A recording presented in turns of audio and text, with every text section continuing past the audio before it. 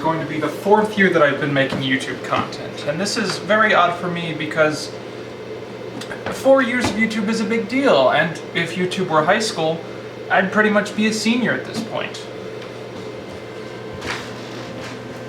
You know, it's funny, making YouTube videos is a bit like a test, you know? Because you gotta do it real quick and you gotta shove all this research and work into it. And I always remember the act of making a video, but I never remember anything about the videos that I've made. People come up to me 2 months after I've made something, quoting my work back to me, and I have no idea what the hell they're talking about. It's really like everything about that project has evaporated from my mind. So I had this idea.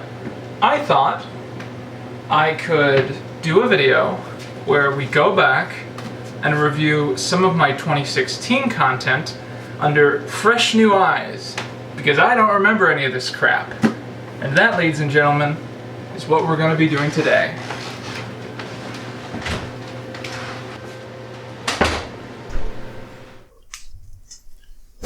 In between this shot and the last shot, I got naked. This video is basically going to be the internet equivalent to a clip show, in that I'm going to be able to play as much as my own content as I want because it's my intellectual property. But I also like to think in the middle of that we're going to find ourselves having a neat little retrospective about all the years that I've been on YouTube. I'm partially doing this because it's going to be an incredible way to reflect on my journey from the bottom to wherever I am right now. So those of you who want to understand what it's like to take that journey could maybe take some notes.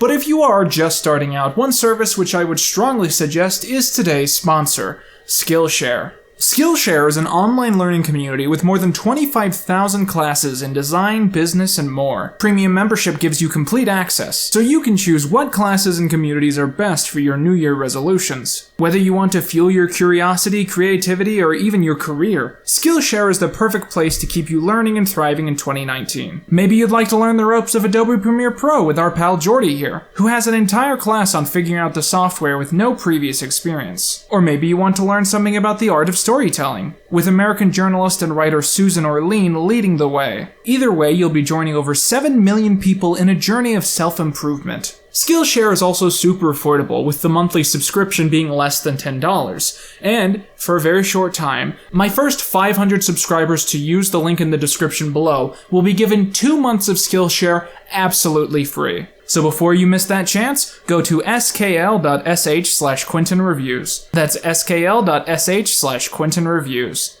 I started working on YouTube content in December 2015 for one simple reason. I was bored. I was several months out of high school with no friends in the general area, and I felt this undeniable desire to create something. Basically, I started working on these reviews entirely out of a desire to no longer have nothing in my life. My biggest inspiration at the time was a man named I Hate Everything. Alex had been doing a series called The Search for the Worst for some time up to this point, with each video covering a different film which was considered one of the worst of all time. One day, he made a video on a knockoff film entitled The Little Panda Fighter, which I watched and I found absolutely amazing and hilarious. I basically watched this video, and by the time it was over, I said to myself, "This is incredible, and I feel like I could do something like this." But it turns out I couldn't. Ain't that a kick in the head? My first video that I released in this series was called Quinton Reviews Rudolph the Red-Nosed Reindeer and the Island of Misfit Toys. The title was bad, and the video was also bad. Is this real? Is this a real movie? Because I didn't think that we'd be pulling tropes out of the romantically themed road trip films. Here's the thing about YouTube. Everyone starts off bad. It's sort of the entire charm of the site. If you were to start making YouTube videos and it would automatically be at its best, then it might as well be television. It just doesn't have the YouTube charm if it actually starts off good. My first couple reviews are the repercussions of me watching a wide range of online internet reviewers and not understanding which ones were good or what made those things good. I rely far too heavily on long clips of the source material, often without any good jokes or commentary. About half of the jokes involve me screaming at the top of my lungs and totally breaking my mic because I just didn't know how to perform in a comedic way otherwise. As well as me just mugging at the camera and doing all kinds of crazy faces trying to find my screen presence in the middle of every video. And overall, just the way that I ended up writing these videos, I feel made me come across as a very mean person. What a lackluster sequel for Frosty. And other than the crossover, that's basically it. Pretty clearly, I was going for sort of the classic channel awesome, shake your fist at the camera sort of persona. And yeah, it's bad. There are occasional jokes in these early videos which I honestly am really proud of and seriously make me laugh even to this day, and I feel like those moments were what I was making the videos for. I just hadn't figured out how to bridge one moment in the review to the next, and the filler is really what kills these videos. When I started working on YouTube from the beginning, there were a few projects that I very, very much wanted to get to above all others. A few I never did, but one of the big ones was a movie called Grow Up, Timmy Turner, which was a live-action sequel to the animated Fairly OddParents series. For years I've had people tell me that my Fairly OddParents review is some of my best work, and honestly I've always told people that it is. It's certainly been one of the projects that I've been the most proud of, and I'm pretty curious to see what sort of riveting commentary I came up with to insert into such a video. So, let's see what I threw out there.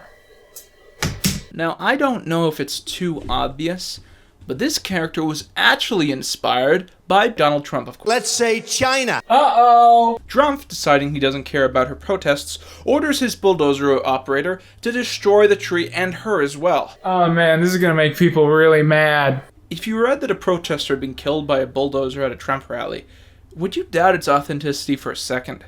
Okay, so I feel like if people discover this video, it's gonna start a sort of a storm and everyone's gonna get mad at me.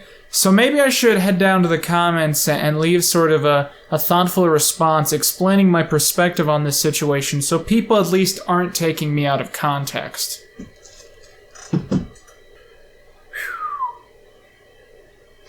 So here's the thing. I fucking hate my old content. It embarrasses me every day. It makes me look like a backwards idiot, and frankly the fact that I uploaded in the first place means that I probably am a backwards idiot. And overall I feel I would have a much clearer mind if I could break into Trump Tower, steal back the Fairleys, and wish that this review had never been made. And rocket ship and post. Alright, cool. I think that clears everything up and we never have to talk about this ever again. Donald Trump took my Fairleys, man! What? The first few months of my content were based around a very overplayed gimmick which I frankly got tired of very quickly. That being that I was not presenting these films as a regular audience member or even just a normal critic, but as a geek. So if you were to expect this incarnation of my persona to review something like the Ouija movies, he probably wouldn't have a lot to say because the entire point of my shtick was I was only able to review movies under the context of already liking whatever franchise they were a part of. My Fairly OddParents review is almost entirely about me discussing how I liked the cartoon and how the film doesn't live up to it.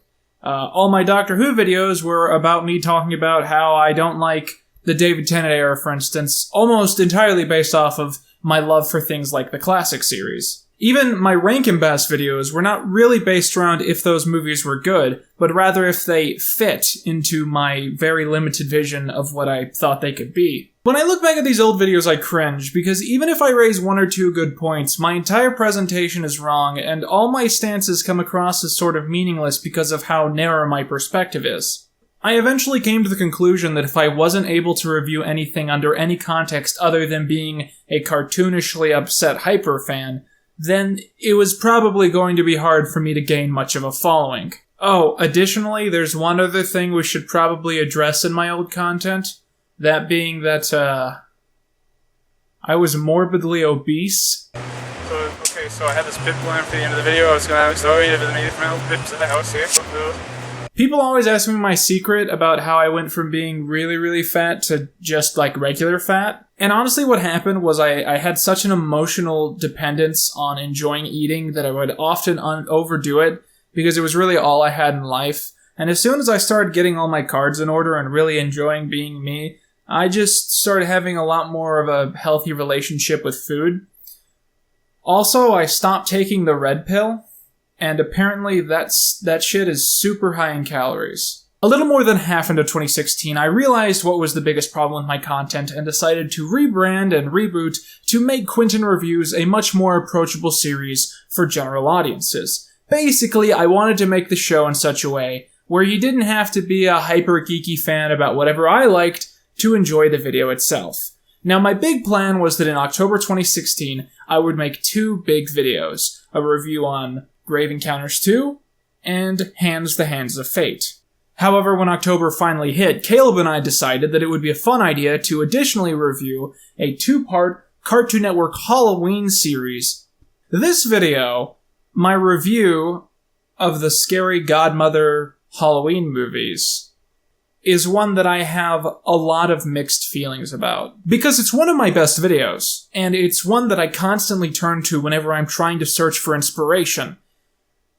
And it also, I think, represents a standard for the channel that I have never lived up to. Come here, man.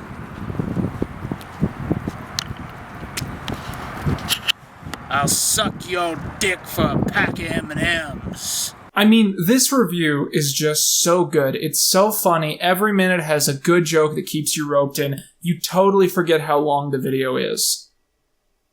And I just wish I could manage to keep up and make content as great as this at a consistent rate. Just to constantly make commentary that's always funny, always interesting, and always has this gigantic energy to it. I really wish that was something I had the capabilities to do, but sadly, it's just really hard to do that in a consistent, mechanical way. There's a specific part in this video where I dubbed over the movie's tutorial on how to make a Halloween snack, and it's easily one of the funniest things I've ever made in my entire life. Hey kids, it's Chef Boyardee's Nuts here for a quick and fun trip to your Halloween fun all at one time. Use a toothpick to paint on a face onto the marshmallow, and then go ahead and put on the graham cracker with the 1 piece of chocolate. Now that you've humanized your product, we're ready to kill it using a tactic outlawed by the Geneva Conventions. Listen as the beast you've forced into the realm of existence is bloated by the heat, which the human body couldn't live through itself. Imagine it screaming for mercy as its very essence is stretched to a size it was never meant to hold. Take it out of your microwave and chew it up. Gooey! So yeah, I miss 2016 Quinton too. The funny thing is that some people seem to think that I hate the Scary Godmother Halloween movies, but I love these things. At this stage, the structure of my videos would be that I would present a film, I would go through it, often scene by scene, and I would make fun of anything that I could, and then at the end of the video, I'd often do a total 180 and do the first real analysis of the movie, where I would often give it blatant praise. The Scary Godmother films are pretty alright. It was during this time that I really started to catch on to how deceptive some YouTube commentary can be. Because there would be moments where I would write a point into the script, and I would write a bunch of jokes about that point, and then I would realize that the point maybe wasn't too good or wasn't even true, but because the jokes were funny, I would leave it in. When you make film criticism not for the sake of criticizing film, but instead for the sake of being entertaining to an audience, it really does warp how you see and present everything in front of your eyes, and by my 5th or 6th review, I think I was pretty openly mocking this in every way that I could. This picky bullshit nonsense is where I get 90% of my comedic material. I feel that 24 Frames of Nick does what I wanted to do back then a million times better, because even though he uses his videos as sort of a takeoff for his personal comedy based around the source material, he's still giving his honest opinions, and you never have a hard time figuring out when he's being honest or not. Around the same time that I made the Scary Godmother review, I also made another analysis video that I sort of really have to talk about. That being my coverage of the drama between Leafy is Here and iDubbbz. I don't really want to get too deep into the nitty-gritty details of the whole thing because it's a topic I'm probably going to have to cover again in the future, but the simple explanation of the situation was that the two YouTubers, iDubbbz and Leafy, ended up beefing online and releasing multiple videos back and forth criticizing each other. And in the middle of that, I released a video giving my take on the whole situation and who was right and who was making a fool of themselves. I somehow got roped into the algorithm's understanding of this whole drama, so it's very possible that if you were getting caught up on this whole thing at the time, you probably got recommended my video. It was my first real internet hot take, and it went extremely viral, today sitting at more than 2 million views. Within a few weeks, I went from having 220 subscribers to having more than 10,000, and I was terrified. To suddenly have 10,000 people coming to support me, but for content which I was not typically known for making, unloaded this immense pressure onto me, where I saw all these paths unfolding in front of me, and all these different voices telling me where I should head. A lot of people wanted me to just become a drama channel, covering any immediate drama news and talking about any internet sensationalism that was happening. And I almost felt like if I didn't do that, if I didn't stick with that path, if I just went back to talking about old Rankin Bass Christmas specials and reviewing obscure Doctor Who Colin Baker episodes, then I would just fade into obscurity. I did this video at the time called The Future of Quinton Reviews, and the entire video was me very blankly telling my audience that I was grateful that they had arrived, but that I was also overwhelmed, and that I wasn't sure if I was going to be able to make them all happy. The only reason that this is exciting and terrifying for me at all is just the fact that I could get people who care about my content, or I could blow it, and I could die. But I know that I want to make content that's good, that's approachable, that the people who have subscribed to my channel will enjoy. But I just don't want to make content that's forced, that has nothing to do with my vision of the channel. I don't want to become a niche thing, just staying perpetually nostalgic in this latest video that I've done. I don't want to ride off the heels of other people constantly. I don't want to be doing videos on trends every time. I want someone to remember that I exist. I want to have something where people appreciate it for what it is. And it's sort of surreal to look back at this, and to realize that throughout all the years, no matter what, I still have most of the same insecurities about being a content creator that I did back then. Here was the problem I was facing at this point. When I would do a drama video about a topical situation, covering a YouTuber based on some scuffle they'd gotten into, that would get millions of views. And when I would do a comedy video that I spent weeks on that I was really proud of, that would get a couple hundred views.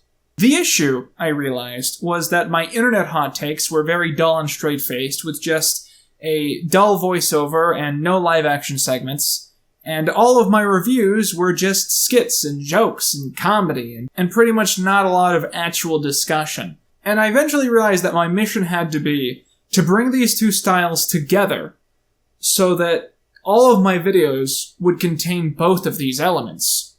By the time I had done my Matt Haas video, I think I had pretty sufficiently succeeded in this mission. But that was in 2017.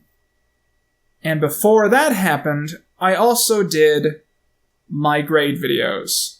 I'm just gonna be open and say it, I hate my grade videos. I think they're bad, and the fact that people still consider those to be a clear representation of who I am and what makes me great, and the fact that people still, quote that video to me, it makes me cringe so hard. I guess a lot of the videos aged well, considering that I went through a bunch of, Me Too talking points before that was even really a thing. But generally, I just feel like the grade videos, if anything, are a representation of how you shouldn't talk about YouTube personalities. Ironically, this is probably going to be a controversial video just because people are going to show up defending my own content to me. But I just feel like in that video, I didn't go out of my way enough to treat Grade like he was a real dude. And the moral pandering and all the weird tangents I go on about Futurama and all this other stuff. I mean, you gotta keep in mind that I made these thinking that they would get a couple hundred views, and now they're sitting combined with several million, and I just don't understand, because they're not good. Sometimes I'll be watching my old videos, and I'll see a moment that I don't remember doing, which is actually really funny and really cool, and makes me really proud of who I was back then. What do you think is the best way to kill yourself? Serious. Change yourself so much that the person you used to hate ceases to exist entirely. But at other times, my early content can be painfully edgy. So in April 2017, a little outside of our window, but I'm going to talk about it anyways, I did a video called Coming Out, and it was an April Fool's video, and the joke of the video is that it looked like it was a video of me coming out as gay. And about half of the video is set up as if that's what I'm talking about. And then halfway through, you find out I'm actually just talking about the fact that I eat fries with the ketchup on top instead of at the sides. And then, in the video, I jokingly use a homophobic slur in a way that doesn't really make any sense. My intentions were that because I was using it in an absolutely ridiculous way, that would override the fact that I shouldn't have been saying that word. And immediately, I had a bunch of people in the comments and elsewhere turn to me and say, "Hey Quinton, why are you making fun of the plight of gay people and using a slur against them in the exact same video?" And my response was your general run-of-the-mill, edgy, reactionary YouTuber dude. It was a meme. It was a joke, dude. I mean, if my intentions were good, then the negative consequences of my actions have absolutely no bearing. That's why drunk driving isn't even illegal. But now I look back at all that and I just think, God damn it, why did I think any of that was okay? The problem to me with edgy stuff like that is that there are two kinds of people making that sort of stuff. There are normal people who know it's horrible, know it's offensive, know it's wrong, and they're just finding humor in the shock of it. And then there are people who have horrible beliefs and are trying to disguise those beliefs as humor. The problem with this is that people in Group 1 are naturally always going to be mistaken for people in Group 2, because Group 2 is trying to disguise themselves as Group 1. And if you are just a regular dude, turning horrible phrases and slurs into jokes and gags, then you eventually come to realize that you are helping create a culture where evil people are able to disguise their horrible beliefs as memes. Look, I'm not trying to go after the people who make those kinds of jokes. I'm not trying to tell you in a moral way what you should and should not support. I'm not trying to do any of that. I'm just explaining to you that as I've gotten older, that scene has appealed to me less and less. And talking about my old content and not addressing the fact that I've changed in this way, and more importantly, that I used to do this kind of stupid stuff, I think it would be deceptive not to address all this. At this point in the video, we've pretty much covered the entire journey of my first year on YouTube. I mean, we've skipped over a few things like the start of Knockoff November, but you basically get the gist of how I started making content and how it sort of evolved to what it is today. But there are two other videos which I think are rather interesting that I wanted to cover before we go. The first of these is my review of the 2016 YouTube Rewind. This year they called YouTube Rewind a challenge, and they were not lying. I'd say that things like the Cinnamon Challenge and the Ice Bucket Challenge are absolutely nothing compared to sitting through this 7-minute presentation of hell. YouTube should do the smart thing and imitate the Ice Bucket Challenge, in that they should give all of the money that they earned from this video away to charity.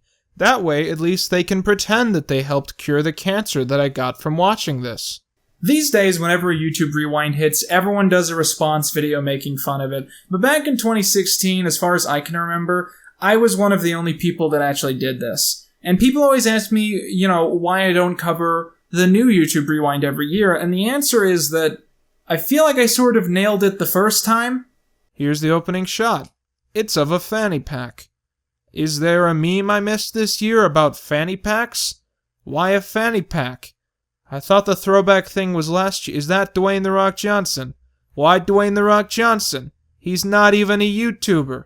The problem with YouTube Rewind is they're trying to appeal to everyone, and thus the niche audience of YouTube feels left out and disappointed.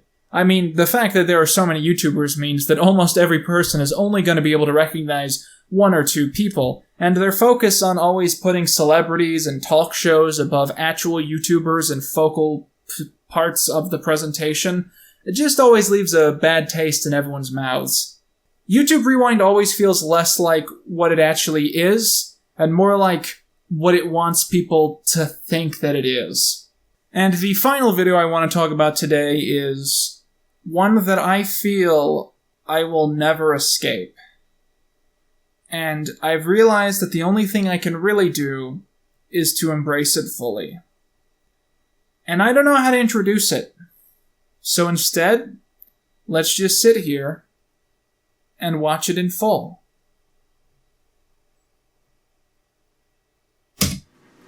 People ask me all the time, how do you open cans? The secret is that when you use your right hand, you're trying to push against the opposite of the way that the bottle wants to go, because your hand isn't designed to twist this way. But when you use your left hand, it just comes right off. Now you too can fuck as many bitches as I do. So, I'm sorry, but also, you're welcome. In my hometown, this clip is all that anyone knows me for. Anytime I visit home and I run into someone I knew in high school who's also visiting, and we stop to have a discussion, there's about a 50-50 chance they're gonna bring this up to me. In fact, it's gotten to the point where strangers that I don't know, people who are in high school that I have no chance of having ever known, stop me and ask me about this video. It's one of those towns where 3 things have happened in 25 years. The first thing was Johnny Depp went to our Kroger in 2009. The second, a scene in Secretariat was filmed at one of our churches. And the third, in 2016, I filmed this video of me opening a jar. The reason that this is so notable to people in my hometown is that for a reason I cannot really justify, this baby went viral. It was so viral, in fact, that a popular Comedy Central series downloaded the clip without my permission and used it as the lead-in to one of their commercial breaks. We'll be right back, but first, here's a helpful little life hack on opening a tight jar. When you use your left hand, it just comes right off. Now you too can fuck as many bitches as I do. When I first heard about this, I was in complete shock and denial. I mean, Tosh.0 is still on the air? My legacy as the Tosh.0 guy has become so solidified that at this point, I've just accepted that this is what my loved ones are going to remember me for after I die. Shout out to Aunt Kathy for sending this to literally everyone in my family tree. I've realized recently that despite this being somewhat viral and kind of well known, most people don't seem to know the joke behind it or the story for how it came to being, so I thought I could really quickly explain to you guys what all this was supposed to mean and how I came to record this video. So it was November 2016, and I was cooking spaghetti. And I realized that I had figured out how to open the jar in a particular way that I could consistently do it every single time. And my sudden realization at this point was that this is a very husbandly quality. I suddenly had this idea in my head of a much more mature me who would have a wife and a couple kids running around, and I'd be there to open jars for them. And it would represent something, you know? It was a gesture for how one day I'd be dependable for things big and small. And maybe that change from me just being a kid to me being an adult would all begin in that kitchen. And directly after this, I suddenly had this image in my mind of a guy at a bar who's trying to pick up chicks. And this is all the game he's got. So just imagine some dude sliding up to girls, being all creepy, and saying, "Hey, you want to see me open a jar?" And this strong juxtaposition between a wholesome family life and sleazy pickup culture was just so instantly funny to me that I quickly recorded this video while I waited for the water to boil. I think this is one of my favorite things about the internet, through thick and thin. That I was able to take this thought, this idea I had for just one moment, and I was able to save it as something that people still talk about today. And even if I don't see it quite the same way, I still extremely appreciate that so many people have gotten so much out of this little clip. So, ladies and gentlemen, the next time you see a loved one struggling, don't be afraid to reach over and lend a helping hand. Because sometimes, just sometimes, the smallest of gestures can translate so clearly to